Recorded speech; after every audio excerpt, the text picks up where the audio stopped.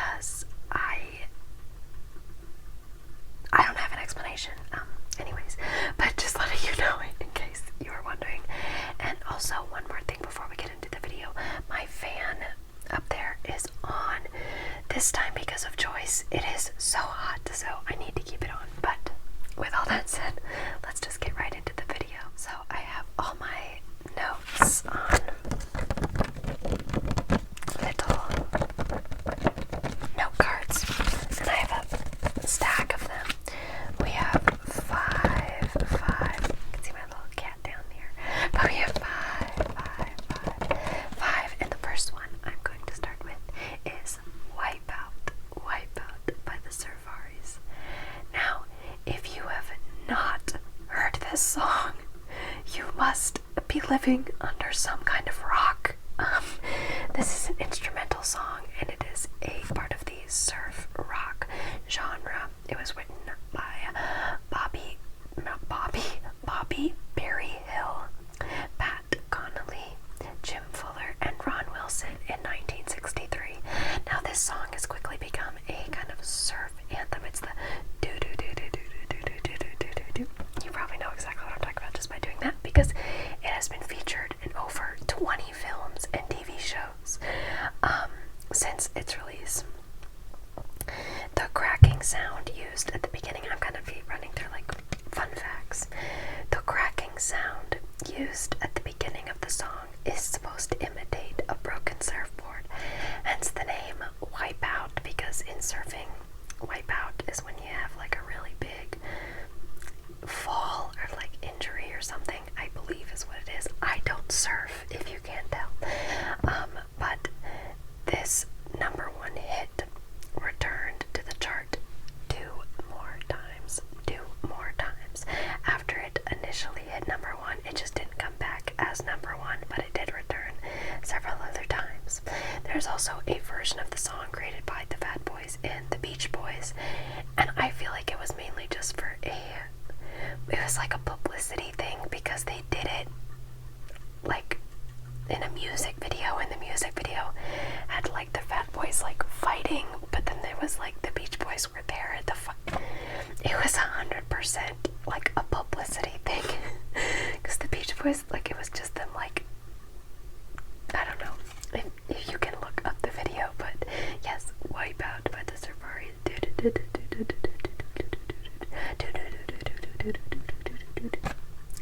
It's like the one you hear the most. And also at the very beginning of the song, I love the part when it goes Wipeout. Yeah, I know. Yeah, this one I can't really sing the lyrics to. I can't really sing the lyrics to a lot of these because I looked these up specifically for the video. But yeah, this is the one song that is before 1967. It was released in 1963. I know I already said that, but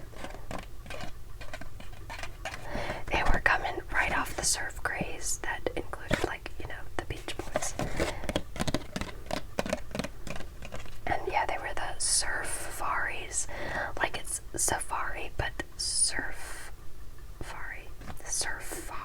Surf. Like a do do do do do do do do do do. Putting their song to good use. So that will be the first one that we will talk about. And then the next one I'm going to talk about is Green Tambourine by the Lemon Pipers. Now, I did not know a lot about this song before I began my research, but I've quickly come to love it because it is a very beautiful song. It's part of the psychedelic pop genre, and this song was written by Paul Lecca and Shelley Pins in 1967. This song sold over 1 million copies. 1 million copies. It peaked at number one, but it stayed on the Hot 100, not on number one, but just on the Hot 100 for another 3 months.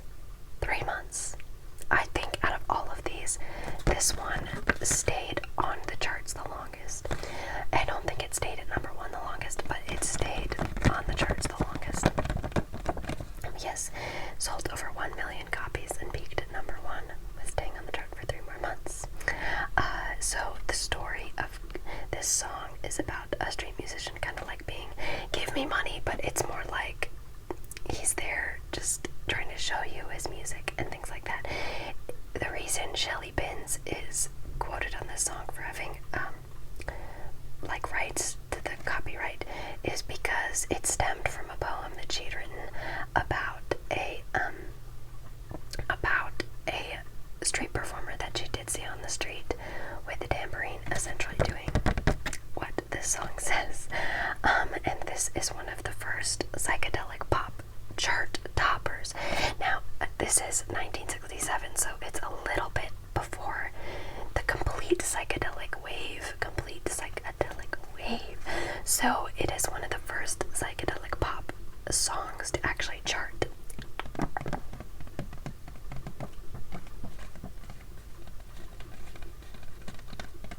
And it's a very, very pretty song in my opinion.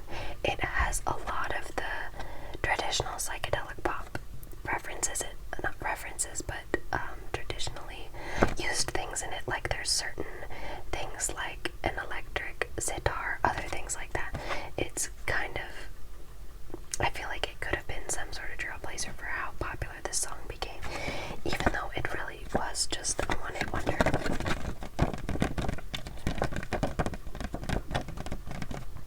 And we'll get back to Paul Lecca because he wrote another one of the songs on this list.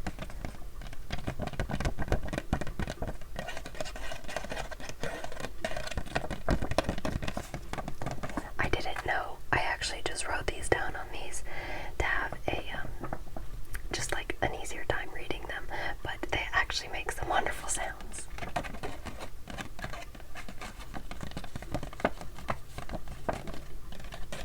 Be prepared to lose my nails soon though. Sorry guys.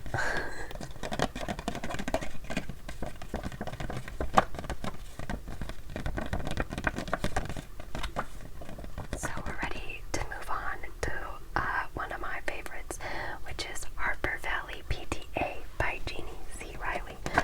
She didn't write it, but she did sing it. And this song, the first time I heard it, I couldn't stop laughing because I was so unaware of what it was going to be about. So the minute I started listening, I was like, what am I listening to? So I couldn't stop laughing, but it's a really good song. So it was written by Tom Hall. Tom Hall in 1968. This song sold over 6 million copies. 6 million copies. That is a lot for a one-hit wonder, let me tell you. And she was the first woman to top the Hot 100, the Billboard Hot 100, and the country chart with the same song. And this feat of amazingness was not repeated until Dolly Parton's 9 to 5. It's iconic. But yes, 6 million copies. And this is kind of sad though, because this was her only top 40 hit, which is another crazy thing. She sold 6 million copies with her only top 40 hit. As well as this song inspired a 1978 motion picture and a 1981 television show. What is this song? Okay. She also, Jeannie C. Riley, won the Grammy for Best Vocal Performance by a Country Artist for Harper Valley PTA. And so I'll tell you the story of the song. So the story is about this like mom, I think it was a mom. The story is about this mom and her daughter like goes to this school, this junior high, as it says in the song, I believe. And everybody's telling the daughter like, your mom is wearing too many short skirts. She's wearing too many short skirts. She's not involved in the PTA enough. So she storms that PTA and she's like, look what's wrong with you. Look what's wrong with you. Look what's wrong with you. And essentially tells everybody, if you think I'm the problem, you're wrong. And this PTA will never disrespect me ever again. Like, could you tell that, like, when I told you when I first listened to this song, I was extremely confused by the see why. I was like, what is this song about? But also, this song is an absolute banger. You gotta listen to it. Because sometimes I can be like, not a country girl. Like, that's not to be like mean to country, it's just not my style. But this song hits so hard. Because it's like, I'll wear short skirts if I want to. I don't care if I'm a mom.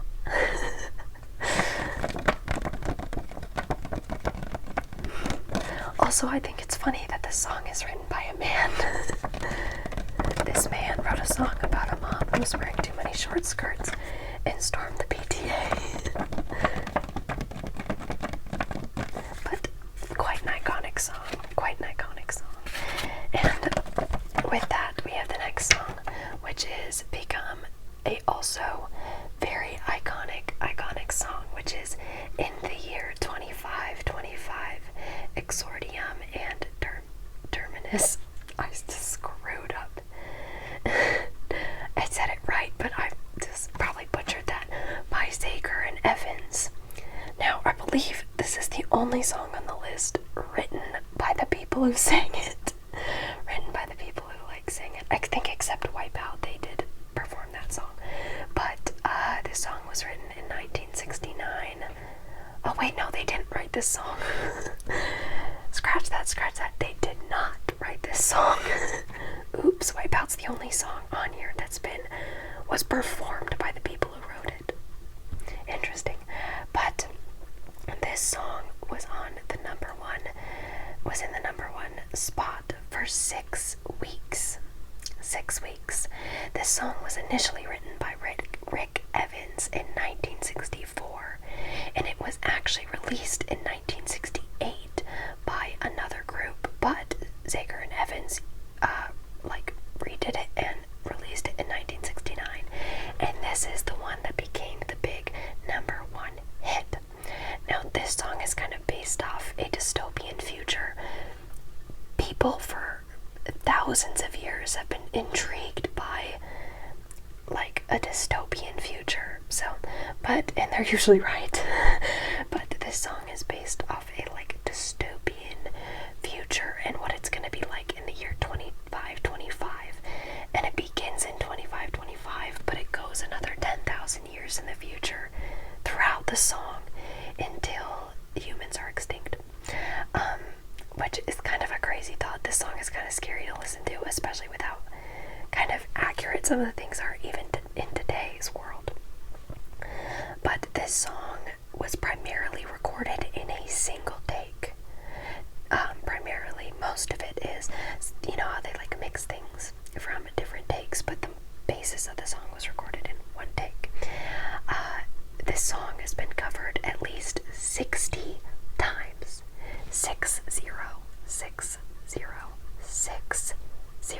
60 times in 7, count them, 7 languages. Not 6, not 8, 7 languages. 7 languages. But after this release, Zager and Evans kind of went.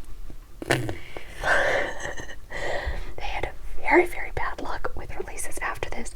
I don't think they had another song that hit the Billboard Hot 100 after they released this song. But, what are you gonna do? But I think anything that kind of has to do with dystopian future novels, songs, I'm kind of into that, so.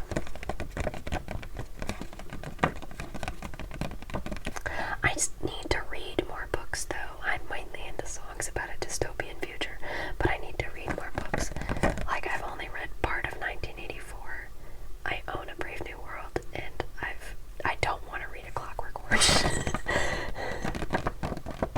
If you saw my library roleplay, The Clockwork Orange is my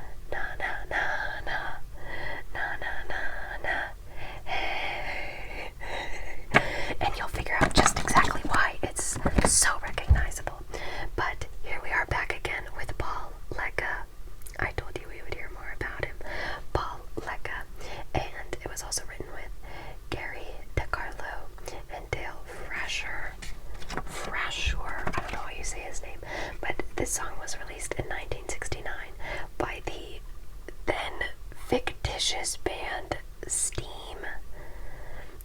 I'll tell you a little bit about that. So, this song was created by the three members that wrote the song were initially part of a group called Glenwoods. The Glenwoods. They had kind of a fade in, but then they fade out again as a band. They kind of disbanded, but then they got back together again to write this song, and created the fictitious band Steam. And Steam is comprised of the three who wrote it and also their band. Now, this song has become kind of a big thing.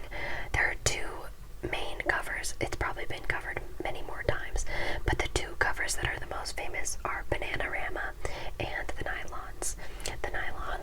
And their covers were also very popular. Now, the main reason this song has become so popular is because of its sports culture connotation as well as its political connotation. Now we'll start with sports. It kind of first became a thing in 1977 with the game between the Chicago White Sox and the Minnesota Twins. Now this makes me upset because I'm a Minnesota Twins fan. But yeah, so it was kind of like, now it's used as kind of almost a red herring to when a game is almost easily, you can tell what the outcome is going to be. And the Chicago White Sox fans were screaming from the stands, Minnesota Twins, hey, goodbye. So, yeah, it was used as a way to, like, tell the other team that they were going to lose, and has since been used in such a way in the continuous history of baseball, as well as the WWE, the NBA, ice hockey. There's cricket games across the country I read that use this, and it's just become such a big thing in sports games when a player has either been, like, disqualified. In baseball, it's mostly used for when a game is easily detectable. I read this somewhere. I'm not really a sports person. Like, I'll say I'm a sports fan. Like, I'll watch it. I think it's fun, but I'm not, like, in deep. But this is stuff I read. But it's used as, like, in baseball, it's used as, like, when a game is easily a detectable victory. But in things like the WWE or the NBA, it's used as, like, when someone's, like, disqualified, or, like, they have a bad thing happen and they have to, like, go away. Like, you can tell I'm not a sports person, but also the political connotation. This confused the crap out of me. I read this and I was like, what? Why? But I read this and it was actually like when some political decisions were being made. I can't remember the exact one I remember, but it was like that in the House of Representatives, the Democrats were singing the song as like a red herring to the Republicans, saying they weren't gonna get re-elected next year. What is this? Why are they singing songs in the House of Representatives? What kind of country do we live in? Anyways, if you're not from the US, you probably don't care, but I thought it was really funny that, like, this is still a thing, that song. The most recent thing I heard about this is it was in 2019. Was they were still doing this song, like, na na, hey, goodbye. Like, say, the main part of it is not necessarily the na na na na, but the goodbye part is the most important part, technically. But yeah, this song is